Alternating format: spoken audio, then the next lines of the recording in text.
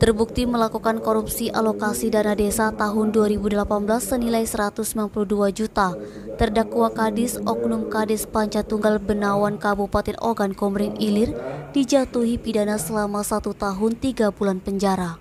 Majelis Hakim Tipikor Palembang diketuai Efrata Happy Tarigan SHMH Jumat 22 April menghukum terdakwa karena terbukti melanggar dakwaan subsider Jaksa Penuntut Umum Kejari Oki dalam pasal 3 Undang-Undang tentang Tipikor. Menurut Majelis Hakim, pertimbangan memberatkan pidana terdakwa adalah terdakwa selaku kepala desa tidak mendukung program pemerintah dalam hal pemberantasan tindak pidana korupsi.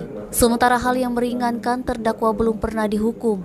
Terdakwa menyesali perbuatannya serta telah mengembalikan uang senilai 192 juta yang dititipkan kepada jaksa penyidik Kejari Oki. Diketahui vonis pidana yang dijatuhkan tersebut sedikit lebih rendah dari tuntutan JPU Kejari Oki, yang mana pada sidang sebelumnya menuntut agar terdakwa dipidana selama 1 tahun 6 bulan penjara. Fadli, Sumeko TV melaporkan.